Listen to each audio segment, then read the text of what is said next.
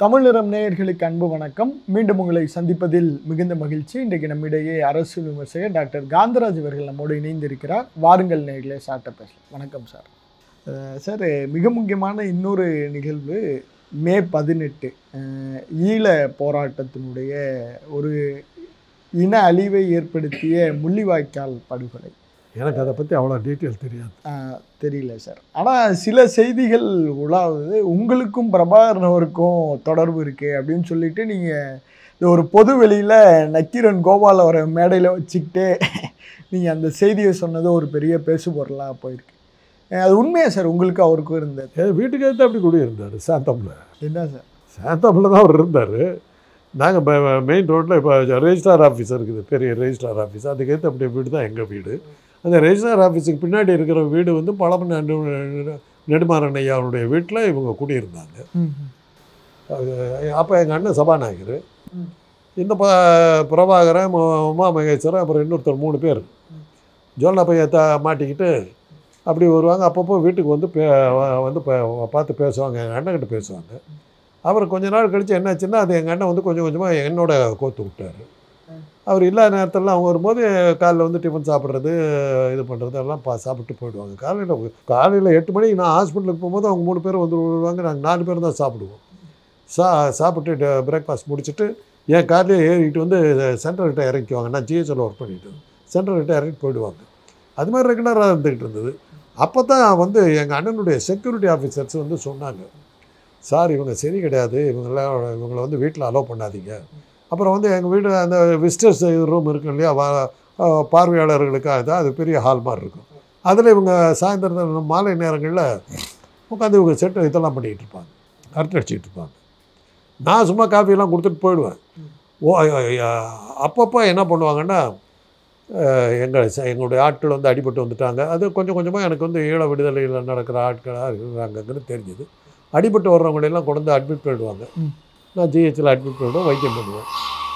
பல சமயங்களில் என்ன ஆகுனா, இவங்களை வந்து கொஞ்சம் எங்கள் செக்யூரிட்டி எல்லாம் சொன்னதுனால என்னுடைய மருத்துவமனையிலே ஜிஹெச்லேயும் அனுமதிக்காமல் எனக்கு உறவுக்காரர்கள்லாம் வேலை பார்க்குற மருத்துவமனைகளெல்லாம் கொண்டு போய் அட்மிட் பண்ணிவிடுவேன். டிபி சானிட்டோரியத்தில் நிறையா அட்மிட் பண்ணுவேன். அந்த மாதிரிலாம் பண்ணி அவங்களெல்லாம் பண்ணிக்கிட்டு இருப்பேன். பல சமயங்களில் வந்து குண்டு வெடித்த கையில் அடிபட்டு இந்த மாதிரிலாம் வருவாங்க. வரவங்களெல்லாம் ஹாஸ்பிட்டலில் அட்மிட் பண்ணிட்டு இலங்கை போர்லேருந்து ஆமாம் அடிபட்டு வருவாங்க. அதில் என்னன்னா, பிரபாகரன், பத்மநாபா, ஸ்ரீ சபாரத்தனம், உமா மகேஸ்வரன் 4 பேரும், இவங்க 4 பேர்த்துக்கு நான் தான் டாக்டர். இவங்க 4 பேரும் வீட்டுக்கு வருவாங்க.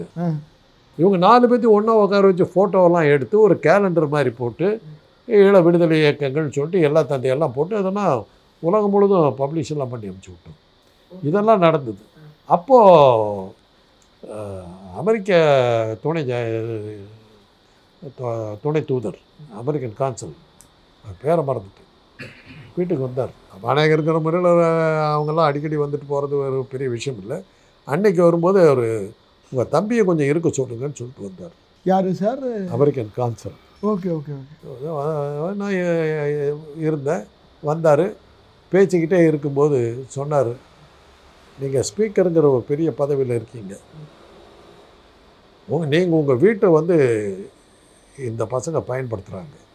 இந்த ஈழ விடுதலை சொல்ல வந்து அந்த போராட்டத்தை அமெரிக்கா ஆதரிக்கலை, நாங்கள் அதை சப்போர்ட் பண்ணல நாங்கள். அதனால் நீங்கள் அதை உங்கள் வீட்டுக்குள்ளார அவங்கள அலோவ் பண்ணக்கூடாது, நீங்கள் இது பண்ணணும் அப்படின்னு சொல்லி சொன்னார். என்ன கூப்பிட்டாரு. நான் பேசிக்கிட்டு நான் கொஞ்சம் ஆர்கியூ பண்ணேன். அந்த அவர் கான்சலர்கிட்ட ஆர்கியூ பண்ணுவாங்க. அவர் கான்சலர் எனக்கு நல்ல பழக்கம்.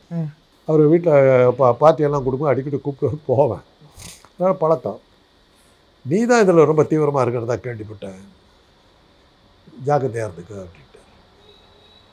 சரி சொல்லிட்டு அப்போ நான் சொன்னேன், சரி சார் இப்போ அப்படின்னு சொல்லி ஒரு கான்சல் சொல்லும்போது நான் ஒரே ஒரு இதாக கேட்டேன், எங்கள் இனத்துக்காக அவங்க போராடுறாங்க, அமெரிக்கா ஏன் சப்போர்ட் பண்ண மாட்டேங்குது? அதை நான் விளக்கமாக சொல்ல முடியாது, அவங்க தீவிரவாதத்துலேயே ரொம்ப மோசமான தீவிரவாதிகள். நான் இதுதான் என்கிட்ட ஒரு சொன்னேன். தீவிரவாதிகள்லேயே பயங்கரமான தீவிரவாதிகள் வந்து ஈழ விடுதலை போராடிகள் அப்படின்னாரு. கேட்டுக்கிட்டு பேசாமல் இருந்துட்டேன். அப்போ தான் வந்து டி நகரில் பிரபாகரனும் உமா மகேஸ்வரனும் துப்பாக்கி சண்டை போட்டுக்கிட்டு, டி நகரில் 2 பேரும் துப்பாக்கியை ஒருத்தர் சுட்டுக்கிட்டாங்கல்ல நடு ரோட்டில். சாயந்தரம் பிஸியாக இருக்கிற நேரத்தில் ஓ டி நகர் ஆடி அடங்கிடுச்சு. அப்போ தான் 2 பேர்த்தை கைது பண்ணிட்டாங்க. எம்ஜிஆர் தான் முதலமைச்சர். அதெல்லாம் கண்டிப்பாக சொல்லக்கூடாது. அந்த கேஸை ஒன்றும் இல்லாமல் பண்ணி அவங்க 2 பேர்த்தையும் ஊரை விட்டு அனுப்பிச்சிட்டார். அது பண்ணார். அதுக்கு பிறகு இவங்க 4 பேர் பிரிஞ்சிட்டாங்க. பிரிஞ்சிட்ட போது நான் எப்போ பிரபாகரனுடைய கனெக்ஷனை கட் பண்ணேன்னாக்கா ஸ்ரீசபா என்னை வந்து சந்தித்தார். அவர் வந்து யாரு சார் அவர்? ஸ்ரீசபா ரத்னன்னு அந்த 4 பேர்த்தில் ஒருத்தர். 4 இயக்கங்களில் அவர் ஒருத்தர். மொத்தம் 4 இயக்கங்கள். பத்மநாபா ஒரு இயக்கம், ஸ்ரீசபா ஒரு இயக்கம், உமா மகேஸ்வரர் ஒரு இயக்கம், பிரபாகர் ஒரு இயக்கம். பிரபாகர் இருந்து எல்டிடி, ஈரோஸு, டெலோ அப்படி மாதிரி 4 இருந்தது. அதில் ஒரு இயக்கத்தினுடைய தலைவர் வந்து ஸ்ரீசபா. அவர் என்கிட்ட சொன்னார், உங்களை பார்க்குறதே கூடி சீக்கிரம் நின்று போயிடும் போல் இருக்குது. இப்படி என்னன்னு போகிற போக்கு பார்த்தா என்னை பிரபாகரன் இருக்க விட மாட்டான்னு நினைக்கிறேன் அப்படிங்கிற மாதிரி சொன்னார். என்னங்க இப்படி வந்து உங்கள் ஃப்ரெண்டையோ இப்படிலாம் சொல்கிறீங்கன்னு சொன்னேன். சொன்ன மாதிரி ஒரே வாரம் அடுத்த வாரம் ஸ்ரீசபா வந்து கொல்லப்பட்டார். அப்போவே நான் கொஞ்சம் எச்சரிக்கை ஆகிட்டேன். அதுக்கு அடுத்து அப்படி என்னன்னா டாக்டர் மோகன் என்னுடைய கிளாஸ்மேட். அவர் கரூரில் பெரிய ப்ராக்டிஸு. அவர் வாங்கல்ங்கிற ஊர் கரூர் பக்கத்தில். அதில் இருக்கிற மலைகளில் வந்து அவருடைய நிலங்கள் நிறையா இருந்தது. அங்கே தான் எல்டிடி வந்து பயிற்சி எடுத்துக்கிட்டாங்க. அவர் தான் அங்கே தான் அவங்க தங்கி இருந்து பயிற்சியெல்லாம் எடுத்துக்கிட்டாங்க. இந்திரா காந்தியினுடைய ஆதரவோடு தான் அது நடந்துக்கிட்டு இருந்தது. யாரு இங்கே வந்து இந்த பயிற்சியெல்லாம் எடுக்கிறதுக்கு அன்றைக்கி இந்திரா காந்தி ஃபுல் சப்போர்ட். அதில் அந்த ஆதரவில் தான் அது நடந்துக்கிட்டு இருக்கு. ஒரு நாள் பார்க்குறேன், அவன் மோதல் வந்து என்கிட்ட பேசிகிட்டு இருக்கும்போது, நான் இதெல்லாம் இருக்கும் உன்னை பற்றி அடிக்கடி சொல்லுவாங்க, அதான் இது மாதிரி பண்ணிக்கிட்டு இருக்கேன்னு சொல்லிட்டு போனான். ஒரு வாரம் கழித்து பார்க்குறேன் கொல்லப்பட்டார். அவர் எப்படி சார் அவர் வந்து ஒரு ஆதரவு கொடுத்துருக்கிறாரு? இதுக்கெல்லாம் காரணங்கள் தெரியாது. அதுக்கப்புறம் தான் நான் ரொம்ப எச்சரிக்கையானேன். அதுக்கப்புறம் தான் என்னை வந்து சிபிஐயில் வந்து பிடிச்சாங்க. காலேஜில் இருக்கும்போது ஜிஹெச்சில் வேலை பார்த்துட்டு இருக்கும்போது வந்தாங்க. சிபிஐலேருந்து ஆஃபீஸர் 3 பேர் வந்தாங்க. அவங்க கேட்ட ஒரு கேள்வி என்னன்னா, அவங்களுக்குள்ளார 1000 சண்டைகள் இருக்குது, 4ஆக பிரிஞ்சிருக்காங்க. ஆனால் 4 பேர்த்துக்கு யார் டாக்டர்னு கேட்டால் அவங்கள சொல்கிறாங்க. அது எப்படி 4 பேர்த்துக்கு நீங்கள் எப்படி இருந்தீங்க அப்படின்னு கேட்டாங்க. அந்த சமயத்துலேருந்து ஈழப் போராளிகளுக்கு வந்து தடை இல்லை. இங்கே தடை கிடையாது. அவங்க சுலபமாக சுதந்திரமாக சுற்றிக்கிட்டு. நான் கேட்ட கேள்வி இதை தான் கேட்டேன், அவங்களுக்கு நீங்கள் தடை வச்சுருக்கீங்களா? இல்லை அப்படின்னா சிபிஐ ஆஃபீஸர் அவரை கேட்டேன். இல்லை அப்படின்னு. அப்படி இருக்கும்போது நான் எதுக்காக இது பண்ணணும்? நீ வந்தால் கேட்க வேணாம். கேட்குற அந்த விஷயமே டாக்டர்களுக்கு அந்த வேலை கிடையாது. அவன் யாருங்கிறத பற்றி எனக்கு அக்கறையே கிடையாது. அவனுக்கு என்ன நோய்ங்கிறது தான். அவன் யாராக வேணாலும் இருக்கலாம். இப்போ நீங்கள் வந்து என்னை கைது பண்ணுறதுக்காக பேசுகிற அளவில் என்னை மிரட்டி பேசிக்கிட்டு இருக்கிறீங்க. இப்போ உங்களுக்கு உங்களில் ஒருத்தருக்கு யாருக்காவது செஸ்ட் பெயின் வந்து கீழே விழுந்தீங்கன்னா நான் டாக்டருக்கு முறையில் உங்களுக்கு வைத்தியம் பண்ணுவேன். என்னை கைது பண்ண வந்த போலீஸ் ஆஃபீஸர் நான் பார்க்க மாட்டேன். எனக்கு நோயாளி, நோய் தான் எனக்கு முக்கியம். நோயை தீர்க்கிறது தான் என் வேலை. அதனால் அவன் யாரும் என்னன்னு கேட்குறதில்ல. அதுக்கப்புறம் அதை வந்து கேட்க வேண்டியது வந்து சட்டவிரோதமாக இருந்தால் அதெல்லாம் நீங்கள் பார்த்துக்கணும். அடிபட்டு வர்றவனையும் நோய்பட்டு வர்றவனையும் காப்பாற்றுறது தான் டாக்டரோட வேலை. அவன் யாருங்கிறது எங்களுக்கு அக்கறை இல்லை. நர்ஸுக்கும் வச்சுருந்தாலும் பணம் கொடுக்குறது காசு வச்சுருக்கானுங்கிறத பார்ப்போம். அதை தவிர எனக்கு தேவையில்லை அப்படின்னு. அந்த பதிலை அவங்க ஏற்றுக்கிட்டாங்க. அதில் தான் என்னை விட்டாங்க. அதனுடைய விளைவு நான் என்ன பண்ணேன், வீட்டுக்கு வந்து எனக்கும் பிரபாகரனுக்கு மத்தியில் அவங்க 4 பேர்த்துக்கு மத்தியில் இருந்த எல்லா எவிடன்ஸையும் கம்ப்ளீட்டாக டிஸ்ட்ராய் பண்ணி அழிச்சிட்டேன். அதுக்கப்புறம் எனக்கு பெருசாக வரல. அந்த டைமில் தான் ராஜீவ்காந்தி கொல்லப்பட்ட போது ராஜீவ்காந்தி கொலையில் ராஜாராமுக்கு தொடர்புன்னு அட்டைப்பட கட்டுரை நக்கீரில் வந்தது. என்ன அந்த அதை நக்கீரை நாங்கள் வாங்கிட்டு இருக்கோம். உள்ளே பிரித்து பார்த்தா பூரா என்னை பற்றி இருக்கு. அவருடைய தம்பி காந்தராஜ் வந்து இவங்களுக்கு ரொம்ப நெருக்கமானவர் அப்படின்னு சொல்லி என்னை பற்றி ஒரு 6 பக்கம் எழுதிருந்தார். அதைத்தான் அன்றைக்கி இதில் சொன்னபோது கோபால் சிரிச்சுக்கிட்ட இது பண்ணார். அதுக்கப்புறம் கோபால் மேலே என்கிட்ட ரொம்ப இதாக இருந்தார். நான் வந்து டிவியில் ஒரு இது பண்ணி செய்திகளும் நிஜங்களுங்கிற ஒரு நிகழ்ச்சி பண்ணும்போது கோபால் வந்து எனக்கு அப்படி என்கரேஜ் பண்ணுவார். அப்புறம் நீங்கள் அடிச்ச வாத்தியார நீ பூந்துட்டாக்கண்ணா நீ நல்லா அடிச்ச அப்படிம்பாரு. நல்லா என்கரேஜ் பண்ணுவார். அவருடைய உதவி ஆசிரியர் காமராஜ் 2 பேரும் கலக்கிற போட்டு கலக்கிற அப்படிம்பாங்க. நிறைய விஷயங்கள இது விமர்சனம் பண்ணுவாங்க. நீ இதை வந்து இவ்வளோ அழகாக சொல்லியிருக்கிறது, இப்படி கூட சொல்லியிருக்கலாம்லாம் சொல்லுவாங்க. அந்த அளவுக்கு நக்கிறேன் என் மேலே இதாக இருந்தாங்க. இன்றைக்கி என்னை பற்றி பல கட்டுரைகள் என்னை பற்றி மற்றவங்க யாரும் எழுதுறதெல்லாம் வருது, அதெல்லாம் வேறு விஷயம். அன்றைக்கி நான் அதை சொன்னதுக்கு, அதாவது அந்த துணை மேயர் பேசும்போது பிரியன் அவர்களையும் என்னையும் பற்றி சொல்லும்போது, இவங்க 2 பற்றி எங்களுக்கு யாரும் தெரியாது, அவங்க அரசியலில் இல்லாதனால எங்களுக்கு தெரியாதுன்னும் போது என்னை பற்றி சில விளக்கங்கள் சொல்கிறேன்னு அதை வந்து நான் இதை சொன்னேன். அதை சொன்னபோது இந்து ராமு வந்து அதை பற்றி ரொம்ப டீப்பாக கோபால்கிட்ட விசாரித்து தெரிஞ்சுக்கிட்டார். என்ன ஒரு கனெக்ஷன் இது ராமுக்கு தெரியாது. ராமுக்கு எனக்கு மத்தியில் ஒரு பெரிய சண்டை நடந்தது, அவர் மறந்துட்டார். அதெல்லாம் வேறு விஷயம். இது இப்போ நீங்கள் கேட்டதுக்கு இது சொல்கிறேன். அன்றைக்கி அவங்க பல விஷயங்கள்லாம் நான் வந்து வெளியில் சொல்ல முடியாது. எம்ஜிஆர் வந்து ஈழ விடுதலைக்காக அவர் பண்ணது பல விஷயங்களில் வந்து என்னையும் அன்றைக்கி இருந்த மாணவர் தலைவராக இருந்த ஜனார்தனம் இறந்துட்டார். அவரையும் என்னை எவ்வளோ பயன்படுத்தியிருக்கார் எம்ஜிஆர். ஆமாம், 2 பேரும் பல விஷயங்களுக்கு நாங்கள் போவோம். ஜனார்தன் எனக்கு ஃபோன் பண்ணுவார், லைட் ஹவுஸ் கிட்டக்கு வந்துருங்கன்னுவார். லைட் ஹவுஸ் கிட்ட போயிட்டாக்கா அந்த கடற்கரையில் உட்காந்துக்கிட்டு 2 பேர் பேசுவோம், இதை அது இப்படி பண்ணலாம் அது பண்ணலான்னுவோம். அந்த லைட் ஹவுஸ் கிட்ட வந்து அந்த ஈழ விடுதலை போராளிகள் வந்து டக்குன்னு எங்கேருந்து உருவாங்க வந்து சிலதெல்லாம் கேட்டு வாங்கிட்டு அப்படி போயிடுவாங்க. அந்த அளவுக்கு அவங்களுடைய மூமெண்ட்லாம் சார். இப்போ அது 2 எல்லாமே வந்து எம்ஜிஆரும் இந்திரா காந்தி இருந்தவர்களும் இதெல்லாம் அப்படியே நடந்துக்கிட்டு அதுக்கு பிறகு எல்லாமே நடந்துச்சு. அதுக்கப்புறம் அவங்க என்ன ஆனாங்க, எப்படி போனாங்க ஒன்றுமே தெரியும் சார். எல்லாருக்குமே இன்றைக்கி ஒரு பெரிய வியப்பு தான் சார். பிரபாகரனை பார்க்குறக்குள்ள எல்லாருக்குமே ஒரு பெரிய வியப்பு தான். அவர்கிட்ட நீங்கள் பார்த்த ஒரு நல்ல விஷயம், அவர் எப்படி சொல்கிறதுன்னா, இப்போ எல்லாருமே கொண்டாடுறாங்க, யார் யாரோ ஆமக்கரின்னு இதெல்லாம் சொல்கிறாங்க. ஆனால் நீங்கள் இருந்தப்போ ஒரு இவ்வளோ பெரிய ஒரு மாஸ் லீடருக்கான அவர் பெரிய தலைவராக நான் நினைக்கவே இல்லை. சிகரெட் குடிப்பார், அவர்கிட்ட அது அந்த பழக்கம் இருந்தது. விழு விழு விழுன்னு உடஞ்சி விழுவுற மாதிரி இருப்பார். தேவர் ஃபிலிம்ஸ் சின்னப்ப தேவருடைய மகன் தண்டாயுத பாண்டியை பார்த்த மாதிரியே இருக்கும். நான் சொல்லுவேன், தேவர் ஃபிலிம்ஸ் தண்டாயுத பாண்டியை பார்க்குற மாதிரி இருக்குது. அதை ஒன்று அவர் சொல்லுவார், எனக்கு ஒரு சான்ஸ் வாங்கி கூட சினிமாவில் ஆக்ட் பண்ணுறதுக்கு அப்படிம்பாரு. ஏதோ ஜாலியாக அரட்டடிச்சிக்கிட்டு இருப்போம். பேசுவேன் நான் அரசியல் விவகாரங்களே நாங்கள் பேசினதில்லை. ஈழ விடுதலை பற்றி இது பண்ணுறது ஒரே ஒரு தடவை என்ன பண்ணுச்சுன்னா, விடுதலை ஆன உடனே கொடியேற்றுறது அன்றைக்கி நீங்கள் இருக்கணுங்க அப்படிம்பார். நான் இல்லாமல் கொடி ஏற்றிடுவீங்களா நீங்கள் அப்படின்னு சொல்லும்போது, நாணயங்கள் என்ன மாதிரி இருக்கணும், ஈழ நாணயங்கள், தமிழீழ நாணயங்கள் எப்படி இருக்கணும், கரன்சிஸ் எப்படி இருக்கணும், டிசைன் தான் பண்ணாங்க வீட்டில் உட்காந்து. அதெல்லாம் அந்த அளவுக்கு அவங்க போனாங்க, ரொம்ப நுட்பமாக அந்த அளவுக்கு விடுதலைக்கே போயிட்டாங்க அவங்க. ஓஹோ, அந்த அளவுக்கு அவங்களுடைய செயல்பாடுகள் இருந்தது. ஆனால் அப்போ கூட வந்து நான் வந்து அவங்க வந்து ஒரு பெரிய தீவிரவாத போராளிகள்ங்கிற எண்ணமே எனக்கு வரலை. அந்த மாதிரி நான் கேஷுவலாக பழகிட்டேன். அவங்களுடைய இதே எனக்கு தெரியலை. இப்போ சிபிஐ கேட்டதுக்கு பிறகு தான் நம்ம எவ்வளோ பெரிய ஆபத்தில் சிக்கிரிக்கோங்கிறதே எனக்கு அப்புறம் தான் புரிஞ்சுது. அப்புறம் எங்கள் அண்ணன்கிட்ட வந்து சொல்லிட்டு ஜாக்கிரதையாக இருந்தேன். அப்புறம் வந்து எங்கள் அண்ணனுடைய செக்யூரிட்டிலாம் அவங்களெல்லாம் தடுத்துட்டாங்க. அது அவன் திருவேங்கடங்கிறவர் திருப்பி சொன்னார். சார், இப்போ இந்த இவ்வளவு வீரம் செறிந்த ஒரு படை, கிட்டத்தட்ட 3 படைகள் தாண்டி நிறைய படைகள்லாம் வச்சு நடத்து, அவன் எங்கே சறுக்குனதா நினைக்கிறீங்க சார்? அவர் என்ன பண்ணிட்டாரு, இதை அவங்களுடைய ஆட்களே சொன்னது, தன்னை தனி நாடாக பிரகடனப்படுத்திட்டார். ஏன்னா விடுதலை அடைஞ்சிருச்சு அப்படின்னு சொல்லிட்டு தன்னை ஜனாதிபதியாக இது பண்ணிக்கிட்டார். அந்த போராளி இதில் இருந்து இறங்கி அரசியலுக்கு வர ஆரம்பித்தார். அரசியலுக்கு வர ஆரம்பித்து தன் ஒரு தேச தலைவராக நினச்சிக்கிட்டு இறங்கினார். அதில் தான் அவர் பலவீனானது. அதில் தான் சைனா ஆதரிக்கல. அதான் சார், அது சர்வதேச சதின்னு ஒன்று வேற 2 பேருமே ஆதரிக்கல. சைனாவும் ஆதரிக்கல, அமெரிக்காவும் ஆதரிக்கல. டிகோ கார்சியாவில் வந்து அமெரிக்கா வந்து தன்னுடைய இராணுவத்தால் இதை வச்சுருக்குது. அதே மாதிரி சைனா கிழக்கு பக்கத்தில் சைனா தன்னுடைய இராணுவ இதை வச்சுருக்குது. 2 பேத்துக்கு தடைக்கெல்லாம் பிரபாகரன் இருக்கார். இவங்களை தாண்ட முடியல.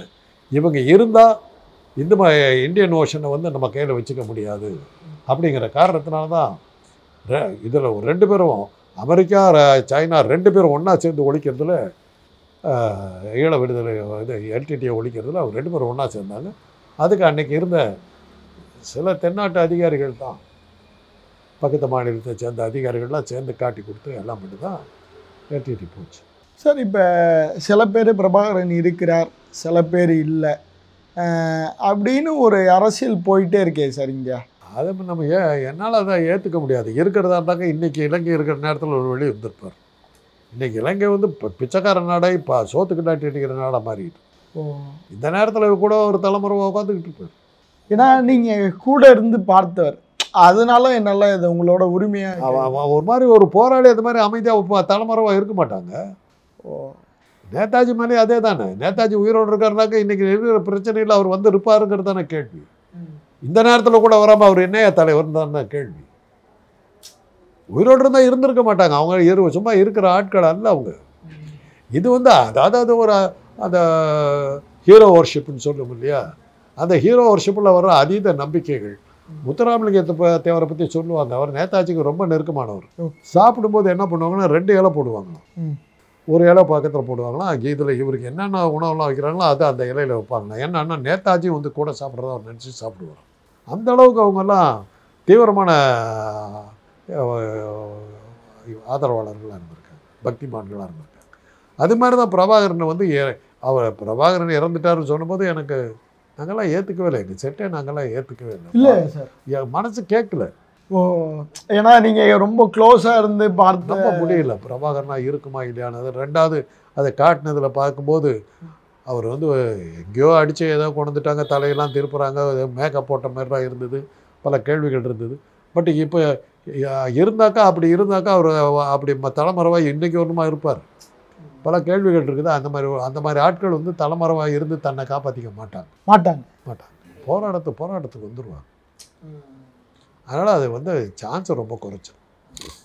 சார், இப்போ இந்த ஈழ அரசியலை பற்றி பேசக்குள்ள எம்ஜிஆர், இந்திரா காந்திலாம் ஒரு ஆதரவு நிலைப்பாடு எடுத்தாங்க. அதுக்கப்புறம் அந்த ராஜீவ்காந்தி, காங்கிரஸ் ஆட்சி, திமுக இதெல்லாம் ஒரு துரோகி பட்டம் செலுத்துகிறானே சார். அது கலைஞர் மேலே பழைய போட்டாங்க. கலைஞர் சொன்னது ஒரே ஒரு பாயிண்ட்டு தான், நீங்கள் 4 பேர் அடிச்சுக்கிட்டு அது சிங்களவர்களுக்கு தான் இப்போ ஆதரவாக இருக்கும்னார்.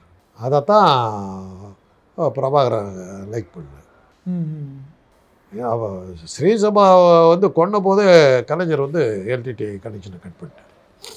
அப்போ இது சரியாக வராது, உனக்குள்ளார் நீங்கள் 4 பேர் அடிச்சுக்கிட்டிங்கன்னா அது அவனுக்கு தான் ஆதரவாக இருக்கும், உங்களை நாங்கள் ஆதரிக்க முடியாதுன்னு அவர் இது பண்ணிக்கிட்டார்.